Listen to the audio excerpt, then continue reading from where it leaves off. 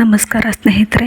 ಇವತ್ತಿನ ಜಯಲಲಿತಾ ಸಂಚಿಕೆಯಲ್ಲಿ ಲಲಿತಾಗೆ ತುಂಬ ಅವಮಾನ ಆಗಿರುತ್ತೆ. ಮನೆ ಬಿಟ್ಟು ಹೋಗೋದಕ್ಕೆ ನಿರ್ಧಾರ ಮಾಡ್ತಾಳೆ. ಆದರೆ ಅತ್ತೆ ಪಟಾಕಿ ಹಚ್ಚೋಣ ಅಂತ ಪಟಾಕಿ ತರಿಸಿರ್ತಾಳೆ. ಪಟಾಕಿ ಕೂಡ ಹಚ್ತಾಳೆ. ಅಜ್ಜಿ ಎಷ್ಟು ಹೇಳಿದರೂ ಕೇಳೋದಿಲ್ಲ. ಮನೆ ಮಹಾಲಕ್ಷ್ಮಿನ ಈಗ ಪಟಾಕಿ ಹೊಡೆದು ಕಳಿಸೋದು ನಮ್ಮ ಮನೆತನಕ್ಕೆ ಒಳ್ಳೆಯದಲ್ಲ ಅಂತ ಅಂದ ತಕ್ಷಣ, ಅತ್ತೆ ನೀವು ಸುಮ್ಮನೆ ರೀ, ಇವತ್ತು ನಮ್ಮ ಮನೆಗೆ ಅಂಟಿರೋ ಶನಿ ತೊಲಗ್ತು, ಇವತ್ತು ನಮ್ಮ ಮನೆಯಲ್ಲಿ ದೀಪಾವಳಿ ಹಬ್ಬ ಅಂತ ಹೇಳಿ ಪಟಾಕಿ ಹಚ್ತಾಳೆ. ಲಲಿತಾ ತುಂಬ ನೊಂದ್ಕೊಂಡು ಮನೆ ಬಿಟ್ಟು ಹೋಗ್ತಾಳೆ. ಹೋದ ತಕ್ಷಣವೇ ಮನೆ ಒಳಗೆ ಹಿರಿ ಸೊಸೆ ಮತ್ತು ಅತ್ತೆ ಇದ್ದವಳು, ಅತ್ತೆ ಇವತ್ತು ಪಾಯಸ ಮಾಡ್ತೇನೆ ಅಂತ ಅಂದ ತಕ್ಷಣ, ಇವತ್ತು ನಮ್ಮ ಮನೆಯಲ್ಲಿ ದೀಪಾವಳಿ ಅಂದ ತಕ್ಷಣವೇ ಮೇಲಿಂದ ಜಯವ್ರ ಅಪ್ಪ ಮತ್ತು ಅವರ ಅಕ್ಕನ ಗಂಡ ಬರ್ತಿರ್ತಾರೆ.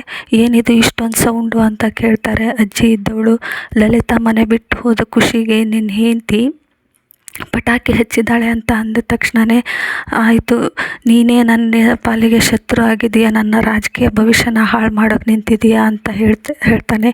ರಾತ್ರಿ ಎಲ್ಲ ಸರಿ ಮಾಡಿ ಬಂದಿದ್ದೆ ನಾನು, ಆದರೂ ನೀನು ಯಾಕೆ ಹೀಗೆ ಮಾಡಿದೆ, ನನ್ನ MLA ಟಿಕೆಟು ಹೋಯಿತು, ಎಲ್ಲ ಹೋಯಿತು ಅಂದ ತಕ್ಷಣವೇ ಜಯವ್ರ ಅಕ್ಕ ಇದ್ದವಳು, ಅಪ್ಪ ಅಮ್ಮನಿಗೆ ಅವಳು ಬಡವರು ಅನ್ನೋ ಕೀಳರಿಮೆ, ನಿನಗೆ MLA ಟಿಕೆಟು ಹಣ, ಆದರೆ ಅವಳ ಮನಸ್ಸು ಯಾರು ನೀವು ಅರ್ಥ ಮಾಡ್ಕೋತಾ ಇಲ್ಲ. ಅವಳಿಗೂ ಒಂದು ಮನಸ್ಸಿದೆ ಅನ್ನೋದು ನಿಮಗೆ ಯಾಕಪ್ಪ ಅರ್ಥ ಆಗ್ತಾ ಇಲ್ಲ. ಎಲ್ಲಿ ಹೋದ್ಲು ಏನಾದ್ಲು ಅಂತ ನಿಮಗೆ ಯಾರಿಗೂ ಅವಳ ಬಗ್ಗೆ ಕಾಳಜಿನೇ ಇಲ್ಲ ಅಂತ ಅಂದ ತಕ್ಷಣವೇ, ಹೋದರೆ ಹೋಗ್ತಾಳೆ ಬಿಡು, ಎಲ್ಲಾದರೂ ಹಾಳಾಗಿ ಹೋಗಲಿ ಅಂತ ಪರಮೇಶ್ವರಿ ಹೇಳ್ತಾಳೆ. ಆದರೂ ಕೇಳೋದಿಲ್ಲ ಜಯವ್ರಪ್ಪ. ಅಳಿಯಂದರೆ ಅವಳನ್ನ ಎಲ್ಲಿದ್ದರೂ ಹುಡುಕಿ ಏನಾದರೂ ಮಾಡಿ ಅಂತ ಅಂದ ತಕ್ಷಣವೇ ಜೈ ಫೋನ್ ಮಾಡ್ತೀನಿ ಅಂತ ಹೇಳಿ ಅವ್ರ ಅಕ್ಕನ ಗಂಡ ಹೋಗ್ತಾನೆ.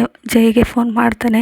ಜೈಗೆ ಫೋನ್ ಮಾಡಿದ ತಕ್ಷಣವೇ ಲಲಿತಾ ಮನೆ ಬಿಟ್ಟು ಹೋಗಿದ್ದಾಳೆ ಹುಡುಕು ಅಂದ ತಕ್ಷಣವೇ ಗಾಬರಿಯಿಂದ ಜೈ ಹುಡುಕೋದಕ್ಕೆ ಶುರು ಮಾಡ್ತಾನೆ. ಎಷ್ಟೇ ಹುಡುಕಿದ್ರೂ ಸಿಗೋದಿಲ್ಲ.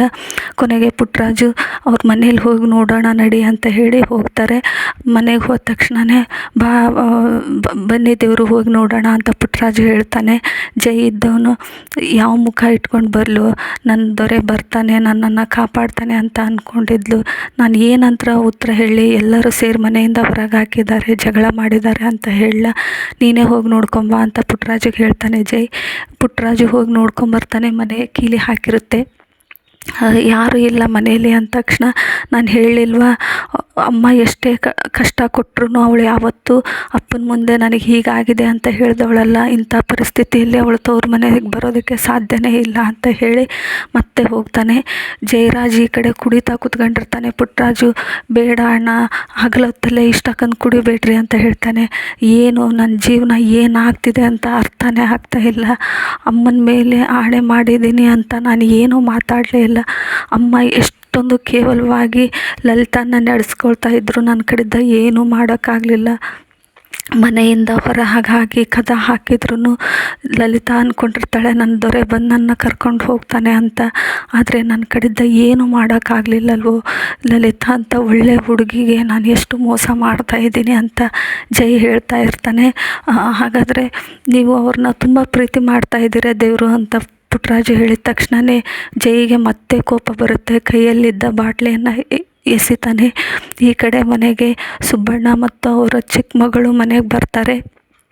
ಮನೆಗೆ ಬಂದ ತಕ್ಷಣವೇ ಜೈ ಅವ್ರ ಅಕ್ಕನ ಗಂಡನಿಗೆ ತುಂಬ ಭಯ ಆಗುತ್ತೆ. ಬಂದು ಮಾವನ ಹತ್ರ ಹೇಳ್ತಾನೆ, ಮಾವ ನಾವೇನಾಗಬಾರ್ದು ಅಂತ ಅಂದ್ಕೊಂಡಿದ್ವೋ ಅದೇ ಆಗ್ತಾಯಿದೆ.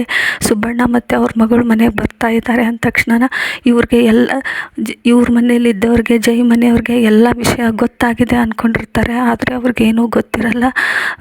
ಮಗಳ ವಿಷಯವಾಗಿ ಓದೋದ್ರ ಸಲುವಾಗಿ ಮಾತಾಡೋದಕ್ಕೆ ಅಂತ ಬಂದಿರ್ತಾರೆ. ಆದರೆ ಇವರು ಎಲ್ಲ ವಿಷಯ ಗೊತ್ತಾಗಿದೆ ಅಂತ ತಿಳ್ಕೊಂಡು ಏನೇನೋ ಹೇಳ್ತಾ ಇರ್ತಾರೆ. ಆದರೆ ಅವರು ಲಲ್ಲಮ್ಮ ಎಲ್ಲಿ ಅಂತ ಕೇಳಿದ ತಕ್ಷಣವೇ ಅವ್ರಿಗೆ ಸ್ವಲ್ಪ ಸಮಾಧಾನ ಆಗುತ್ತೆ. ಇಲ್ಲೇ ಯಾವುದೋ ಕೆಲಸದ ಮೇಲೆ ಹೊರಗೆ ಹೋಗಿದ್ದಾಳೆ ಅಂತ ಹೇಳ್ತಾರೆ.